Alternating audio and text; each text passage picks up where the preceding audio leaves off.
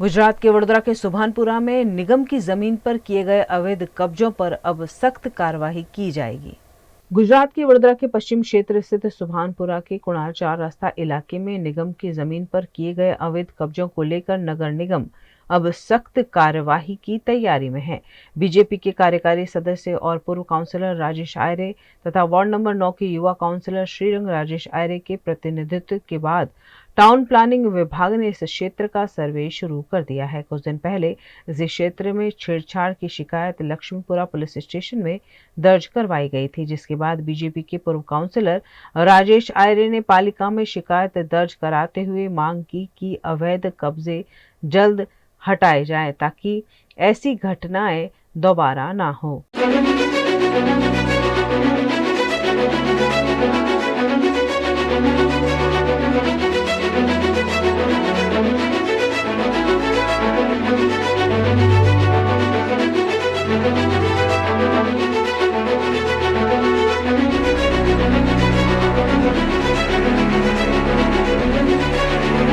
વડોદરા શહેર સંસ્કારી નગરી છે, ધર્મની નગરી છે।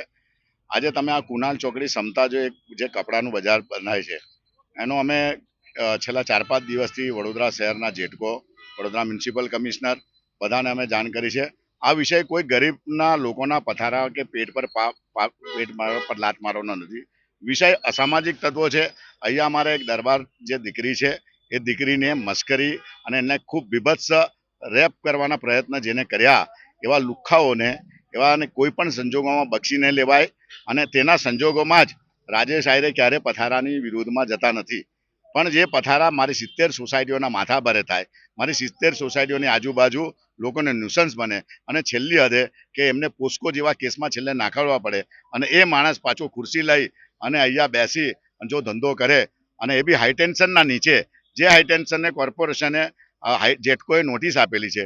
જો એક વાયર પડે તો 400 લોકોના મૃત્યુ થાય। 400 કપડાના બજાર છે અને કોઈ ગરીબ માણસ એક લારી અહીંયા લાગે ત્યાં સુધી બરાબર છે, પણ 400 લારી એક માણસ લગાવે અને થાર લઈને આવે, ખુરશી લઈને અડ્ડાઓ જમાવે, દારૂની મહેફિલ કરે અને પોતે મકાનો ખરીદીને આજુબાજુના 1000 મકાનને હેરાન કરે, અહીંની 70 સોસાયટી નાર કરે। તો આવા ન્યુસન્સને અમે અમારો કોઈ પથારા સામે વિરોધ નથી, પણ જે પોસ્કોનો આરોપી એ પથારાવાળો છે એનો વિરોધ કરીને આજે અમે ફરિયાદ કરી છે। કોર્પોરેશને કીધું આ કોર્પોરેશને ડિમોલેશન માટે સર્વે કર્યા છે। કોર્પોરેશન નહીં કરે કારણ કે આ કોર્પોરેશન પણ એવું કહે છે કે આ જમીન કોની, આ જમીન જે જમીન હાઈટેન્શન જતી હોય એ જમીન એ સંપાદન થયેલી હોય એની 9 મીટર આજુબાજુ કોઈ બાંધકામ ન થવું જોઈએ, એની જગ્યા પર આખો સળગતો એક વાયરો જતા હોય અને એના પર પડે તો લોકોની બી શું, તો કોર્પોરેશન નાના નાના વેપારીઓને નાના નાના પથારાઓને હેરાન કરે છે। તો આ બજારમાં એવો કયો મોટો હપ્તો જાય છે? અહીંયા જે એએમસી છે એમને હું પૂછું છું કે તમને દેખાય છે નાના જે વેપારી એની પાસે 1000 રૂપિયાની પાવતીઓ ફાડવા જાઓ છો તો અહીંયા કેટલા હજારની પાવતી ફાટે છે? घटना से आहत पीड़ित परिजनों ने भी मीडिया के सामने आकर गुहार लगाई कि प्रशासन जल्द से जल्द इन अवैध कब्जों को हटाए और उन्हें सुरक्षित वातावरण प्रदान करे। અમે દેવી પૂજક સમાજમાં અંદર છીએ। અમારા કુનાલ 4 રસ્તાના પથારા અમે લોકો લગાવીએ।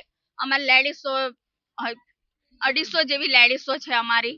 એ લોકોના નાના નાના બાળ બચ્ચાઓ છે, છોકરાઓ નાના નાના, કોઈ 3 વર્ષ, કોઈ 2 વર્ષ, કોઈ 2.5 વર્ષ, એમ દીકરીઓનું વધારે પાલન છે લેડીસોમાં। દીકરીઓ માટે ખર્ચો કેવી રીતે ઉઠાવે એ લોકો, દીકરીઓને ભણાવવા ગણાવવાનો ખર્ચો કોણ ઉઠાવે? એ લોકો એટલા માટે સહાયતાથી એ લોકો અહીંયા કુનાલ 4 રસ્તા બેસીને એ લોકો દીકરીઓને પાલન પોષણ માટે મદદરૂપ થાય છે અને આ લોકો અમને અહીંયા પાલન પોષણ દીકરીઓ માટે કરવા માટે અમને અહીંયાથી હટાવવાનો નિર્ણય આપે છે। અમે લોકો કરીએ શું? અમારા ધંધા માટે એ લોકો નિર્ણય ઉઠાવે છે। અમે કેવી રીતે આ લોકોનું પાલન પોષણ કરીએ? અમારા માટે એક જ અહીંયા આ જ છે અમારું સહાય પથારાનો કે અમે આ લોકોને છોકરાઓને અમારે ભણાવીએ, સારી રીતે રાખીએ, ગણાવીએ, અમે ઘરના ભાડા ભરીએ, અમે ખાવાનું પૂરું કરીએ છીએ। અમે આવી રીતે અમે લોકો અહીંયા પાલન અમારું કરીએ છીએ, ગુજારણ કરીએ છીએ, પણ આવી રીતે અમને આ લોકો કરવા દેતા નથી। તો અમારે ભાડું નથી આલતા બેન, અમારે લેડીસો અમે ખાલી કમાઈએ છીએ, અમે ભાડું અમે કોઈ ભાડું નહીં આલતા, અમારે કોઈ ભાડું લેતા નથી। આ લોકો આ માલિકી જમીન છે, આ લોકો કોઈ દબાણ કોઈ કરતું નથી. કોર્પોરેશન વાળા આપણે જે અહીંના કોર્પોરેટર છે એ લોકો બધા દબાણ કરે છે. અત્યારે ભાડાના મકાન છે એ બી લોકો એમ કે છે અમને આ જોવી જ નહીં, ભાડાના મકાન બી ખાલી કરો, પથારા બી ખાલી કરો. અને છેડખાનાની કેસ એકદમ ખોટો છે. આપણે જીતુભાઈ હા કોઈ બી 7 વર્ષથી છે, કોઈ અમારા તકલીફ છે નહીં.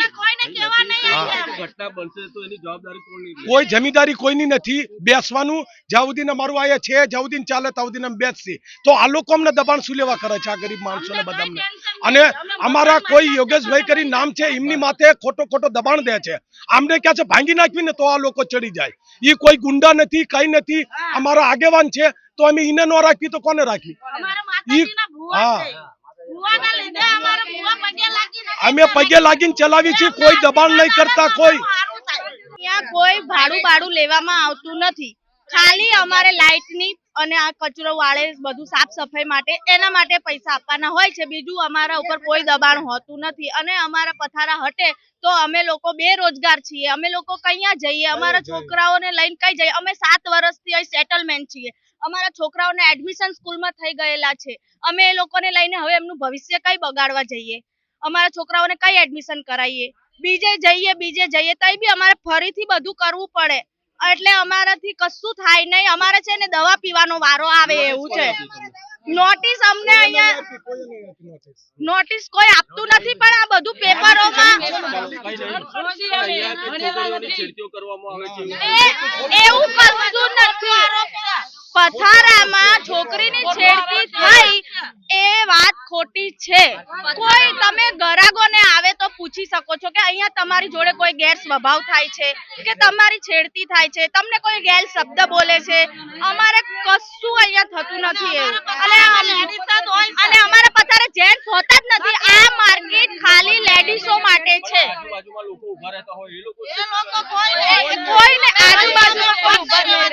वार्ड नंबर 9 के पूर्व वार्ड प्रमुख परेश ब्रह्मभट्ट और स्थानीय निवासियों ने भी नगर निगम से अपील की कि इस जगह से असामाजिक तत्वों को हटाकर क्षेत्र को सुरक्षित बनाया जाए। હા, અમે સમતા રહીએ છીએ, સમતા વૈકુંઠ ફ્લેટની અંદર. અને આ પથારાવાળા બધા ત્યાં જ રહે છે. અને ત્યાં આગળ અમે જ્યારે પાર્કિંગની ફરિયાદ આપી હતી તો એ લોકોએ અમને ના કર્યું. પાર્કિંગની ફરિયાદ એ લોકોએ જાણીને અમારી દીકરીઓની છેડતી કરવા મળી. જ્યારે મારી દીકરીની છેડતી કરી એમને પછી અમે પોલીસ સ્ટેશનમાં લાવ્યા તો અમને ફરિયાદી બનાવીને ત્યાં ઊભા કરી દીધા આ લોકોએ. ત્યાં આ લોકો એવું કહે છે કે અમે પોલીસવાળાને ભરણ જ આપીએ છીએ એટલે અમારું એ લોકો કશું જ ના બગાડી શકે. અને જ્યારે અહીં આવીએ ત્યારે બી ગંદી ગારો બોલે, ગમે તેવો વર્તાવ અમારી લોકો જોડે કરે, દીકરી જોડે. અત્યારે બી અમને એ લોકો એટલું બધું હેરાન કરી રહ્યા કે એની કોઈ હદ નથી. અમે મારી નાખીશું, અમે મારી નાખી નહીંથી જતા રહીશું, અમે આમ કરીશું તેમ કરીશું એવું બધું અમને બોલે છે ત્યાં આગળ. અને ફૂલ દાદાગીરીથી કરે છે. અને અમે અહીંના દાદા છીએ, અમારાથી તમારું કશું જ નહીં તૂટી શકે કે છે. તો અમારે શું કરવાનું? એના લીધે અમે રાજેશભાઈની હેલ્પ લીધી. તો રાજેશભાઈ અને શ્રીરંગભાઈ બંને અમારી સાથે આવ્યા તો એ લોકોએ અમારી ઉપર ઉલટો કેસ મૂકી દીધો. પોલીસવાળાએ ને એમણે અમારી ઉપર ઉલટો કેસ કર્યો. અને જ્યારે અમારો કેસનું હતું તે કશું નહીં. જ્યારે મારી દીકરીની છેડતી કરી તો એ લોકોએ કશું જ એ નહીં કર્યું એનું. આ બજાર બિલકુલ ના રહેવું જોઈએ. આ લોકોને અહીંથી હટાવવા જ જોઈએ એમ. આ ગેરકાયદેસરનું બજાર છે, કંઈ કાયદેસરનું નથી આ બજાર અહીંયા આગળ. અને આ લોકોની આ જાતોને અહીંયાથી હટાવવા જ જોઈએ.